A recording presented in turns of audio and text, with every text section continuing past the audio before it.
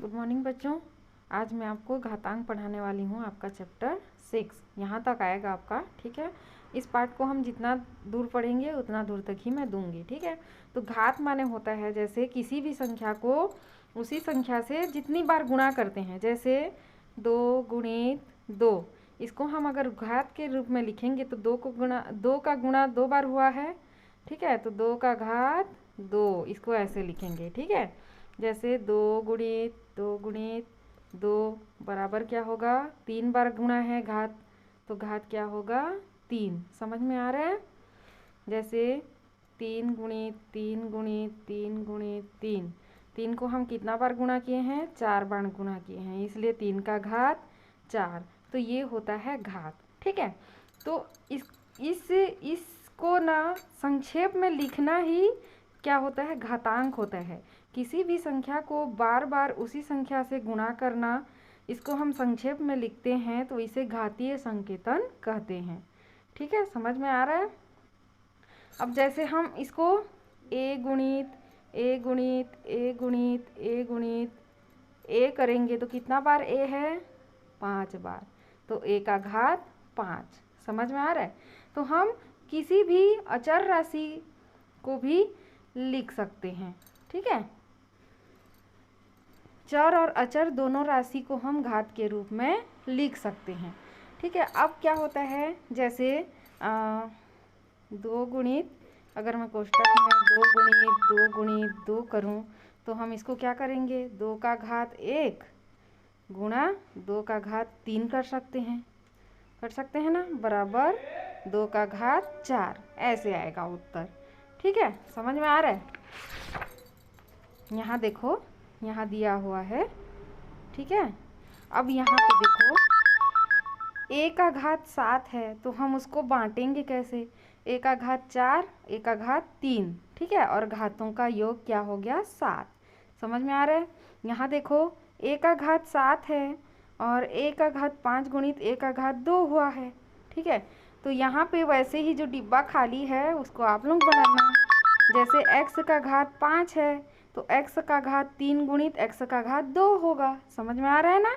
तो इसको यही चीज़ क्या है, घात होता है। यही घातांक, घात का अंक कितना है वही होता है, ठीक है।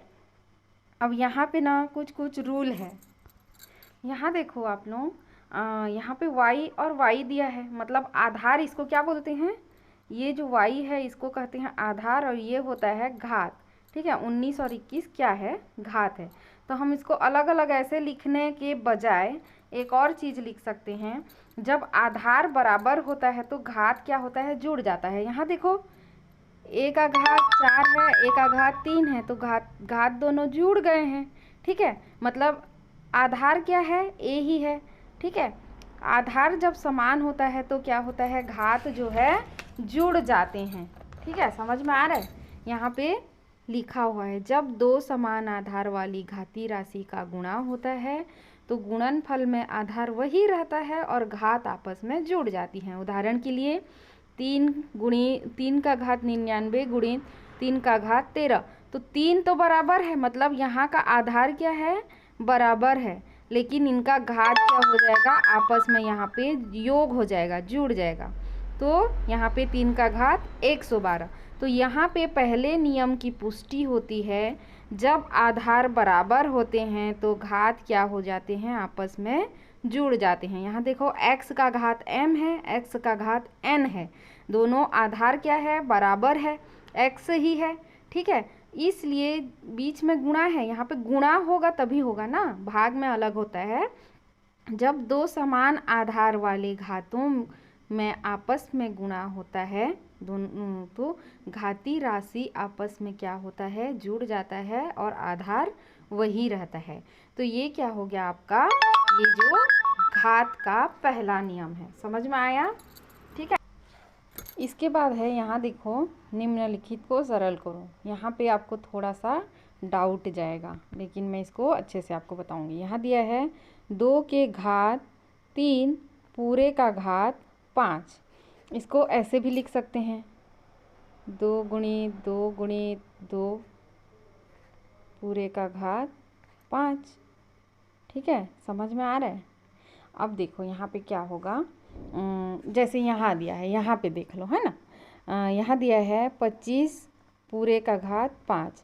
फिर इसको हम हल करेंगे तो 5 5 क्या होता है, 25 होता है। तो 5 का वर्ग हो गया। यहाँ पे 5 का वर्ग बोलते हैं ना, जहाँ पे 2 होता है उसको वर्ग बोलते हैं।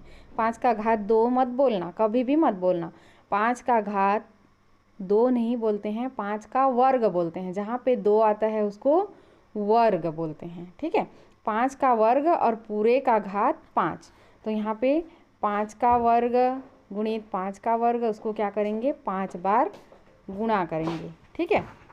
अब देखो यहाँ पे 2 कितना बार आ गया, 2 1 मतलब वर्ग कितना बार आ गया, 1 2 3 4 5। और हम लोग जान रहे हैं आधार बराबर होता है तो घात क्या हो जाते हैं, जुड़ जाते हैं।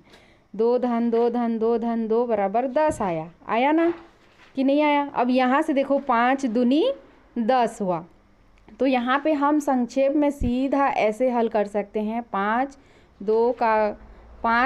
का वर्ग गुणित 5 करेंगे, ठीक है। मतलब ये दोनों आपस में क्या हो जाएंगे, गुणा हो जाएंगे और 5 का घात 10 हो जाएगा, ठीक है। तो इसको भी हम हल करेंगे तो सीधा याद रखना, अब शॉर्ट तरीका से 2 का घात 3 पूरे का घात 5, तो 5 तिया 15। इसका क्या होगा उत्तर, 2 का घात 15। समझ में आया।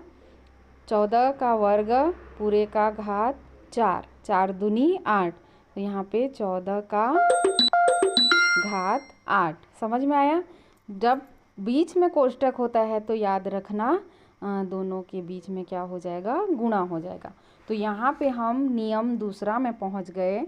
देखो ये नियम दूसरा ये कहता है, जब x का घात m और पूरे का घात n होता है और बीच में कोष्टक होता है तो दोनों घात में आपस में क्या हो जाता है, गुणा हो जाता है। तो ये हो गया घात का दूसरा नियम। अब हम प्रश्नावली का कुछ प्रश्न हल कर सकते हैं, जितना मैं बताई हूँ दूसरा नियम तक। तीसरा नियम मैं कल बता दूंगी। दूसरा नियम तक जितना भी प्रश्न बनता है उसको बनाते जाना है, ठीक है। 3 गुणित 3 गुणित 3 गुणित 3 गुणित 3, कितना बार 3 है, 5 बार। तो 3 का घात क्या हो जाएगा, 5। तो ऐसे ही सबका लिखना है आप लोगों को, ठीक है। एक एक क्वेश्चन मैं बता दे रही हूँ, उसको आप लोग फिर बनाना। निम्नलिखित को गुणनखंडों में तोड़कर घातीय रूप में लिखिए। जैसे 15 का घात 4 है तो उसको तोड़ना है गुणनखंड में। कैसे तोड़ सकते हो, यहाँ देखो 15 का घात 4 दिया है तो गुणनखंड में तोड़ना है, मतलब 15 को पहले तोड़ना पड़ेगा। मैं यहाँ पे आपको बता दे रही हूँ क्या दिया है, 15 का घात 4 दिया है, ठीक है। तो इसको हम जब चलो 15 को पहले तोड़ते हैं तो क्या होगा, 3 गुणित 5 पूरे का घात 4 होगा ना, ठीक है। अब ये कोष्टक के बाहर ये 4 है तो इसके लिए भी लागू होगा, इसके लिए भी लागू होगा। तो यहाँ पे 3 का घात 4 गुणित 5 का घात 4, ये हो जाएगा आपका उत्तर। समझ में आया। जब गुणनखंड में तोड़ने के लिए बोलते हैं तो ऐसा ही आपको लिखना पड़ेगा। दूसरा क्वेश्चन है 42 का घात 5, ठीक है। 42 पूरे का घात क्या है, 5 है। तो हम पहले 42 को तोड़ेंगे, क्या हो जाएगा, 6 7 42 होता है, 6 गुणित 7 हो जाएगा, उसको कोष्टक में कर देना और पूरे का घात 5 कर देना और उसको फिर कोष्टक से हटा दोगे तो 6 का घात 5 गुणित 7 का घात 5 हो जाएगा। ये उसका उत्तर हो जाएगा, ठीक है। तो बाकी को भी आप लोग ऐसे ही बना सकते हो, ठीक है। तोड़ देना है और जो बनता है उसको बनाते जाना है, ठीक है। पहला और दूसरा तो बन ही जाएगा, उसको बना लेना। और देखो 5वां भी बनेगा। घात के नियम को ध्यान रखते हुए सही या गलत बताइए। 2 का घात 3 गुणित 2 का घात 4 आधार बराबर है इसलिए घात जुड़ जाएगा, इसलिए ये क्या है, सही है। ये 4 धन 2 6, ये भी सही है, ठीक है। ये भी सही होगा, 4 तिया 12 ही होगा। अगर 4 को अंदर लेंगे तो भी वही बात है और बाहर रखेंगे तो भी वही बात है, ये भी सही है, ठीक है। ये भी सही है, इसको बताना, इसको आप लोग बनाना, ठीक है। जितना बनते जाता है उसको मैं 3 नियम 3 नहीं बताई हूँ, इसलिए इसको मत बनाना। और ये सिद्ध करो वाला अगर नहीं बनता है तो मैं बता दूँगी, ये दोनों को बाकी को बना लेना, ठीक है।